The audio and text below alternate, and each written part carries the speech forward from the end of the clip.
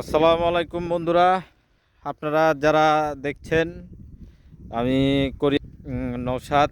আপনারা তো আমাকে চিনে থাকবেন। তো আমি আসলে যারা ওই মৎস্য আবেদন করেছেন তাদের জন্য বিশেষ করে ভিডিওটা করা। আসলে মৎস্য কেমন কাজ হবে, হ্যাঁ, এই যে দেখেন এগুলো হলো নদীর এই যে ঝিনুক আমাদের দেশে অনেক পাওয়া যায়। এই যে সব দিয়ে ওই ফুলদানির মতো, তারপরে যে টিয়া বানায় এরকম শামুকেরই ঝিনুকের, খুবই সুন্দর লাগছে, মানে কি বলবো, অমাইক। আর যারা মৎস্যতে আসলে করেছেন, অ্যাপ্লাই করেছেন, এটা বিশেষ করে তাদের জন্য ভিডিওটা। আমি এখন আছি একদম সাগরের পাড়ে।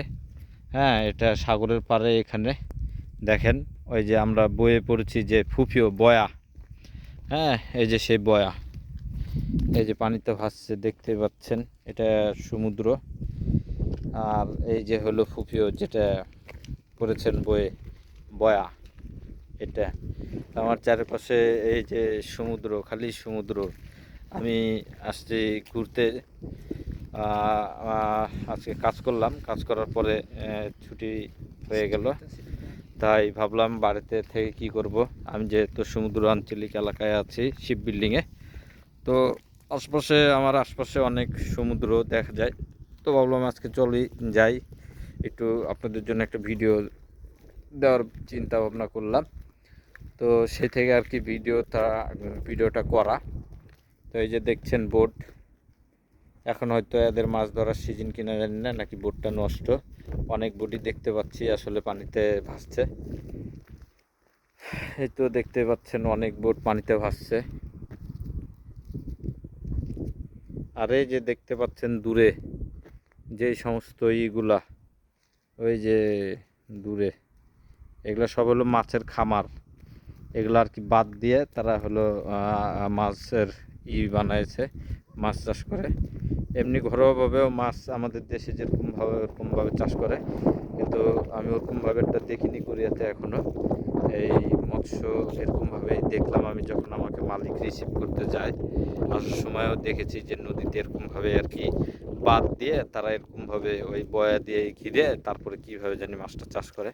আসলে কোনো এক সময় যদি ভালোভাবে সময় হয় তাহলে আপনাদেরকে সেভাবেও আমি আর কি দেখানোর চেষ্টা করব। চারিদিকে সমুদ্র, আর এদিকে দেখলাম পাহাড়। এগুলা আসলে মৎস্যতে যারা আর কি আসবেন আপনাদেরকে অনেক ভিতরে থাকতে হবে।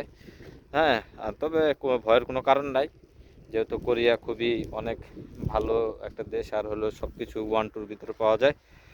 তো আশপাশে দেখতে পাচ্ছেন লাইটিং করা, এগুলো আসলে বাড়ি ঘর, মার্কেট, হ্যাঁ, এই সমস্ত জিনিস।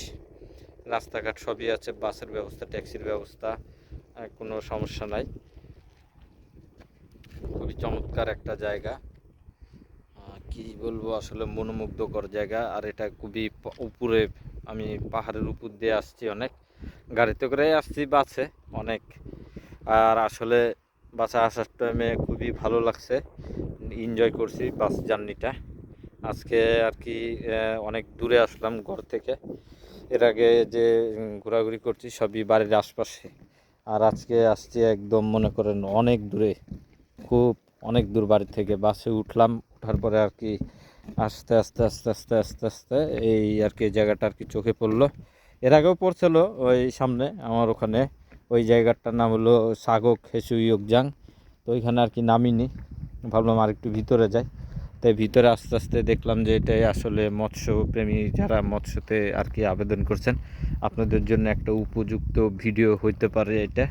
এই জন্য আর কি বিশেষ করে এখানে আর কি নেমে ভিডিওটা করা। কি সুন্দর জায়গা। আর কোরিয়াতে আমার আশপাশে যারা আছেন, আমার রাজশাহীর অনেকেই, আমার রাজশাহীর ফ্রেন্ড সার্কেল, ছোট ভাই, বন্ধু বান্ধব অনেকটাই আর কি মৎস্যতে আর কি অ্যাপ্লাই করেছেন। তো তো আপনারা যদি খজেতে আসেন, খজে যে শহর, খজেতে আসলে অবশ্যই আমার সঙ্গে যোগাযোগ করবেন। আমি যতটুকু পারবো আপনাদের পাশে থাকবো। আর ভালোই লাগছে আমার, আপনাদেরও আশা করি ভালো লাগবে। দেখছেন এই যে কত বড় বড় বয়া, হ্যাঁ, ফুফিও যেটাকে আমরা বইয়ে পড়েছি।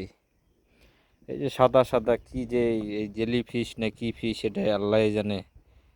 খালি এই পানির ভিতরে এরকম ভাসে, কিছুই নাই শরীরে। আল্লাহর কি কুদরত। হুম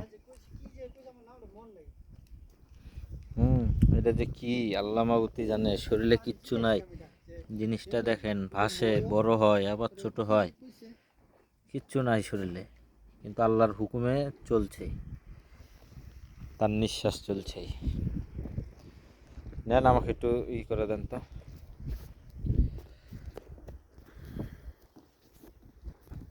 কি সুন্দর বিশাল সমুদ্র, আসলে বলার কিছুই নাই, খুবই চমৎকার, দেখতে মন চায়।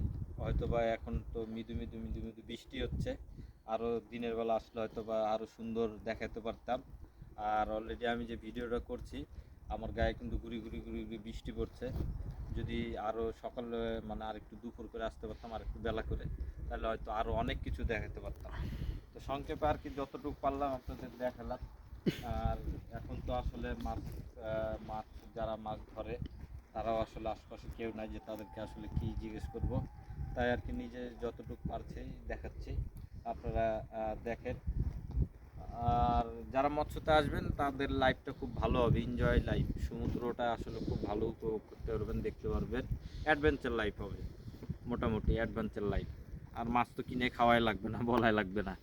তো ঠিক আছে বন্ধুরা, ভালো থাকেন, আবার দেখা হবে নেক্সট কোনো ভিডিওতে। আল্লাহ হাফেজ।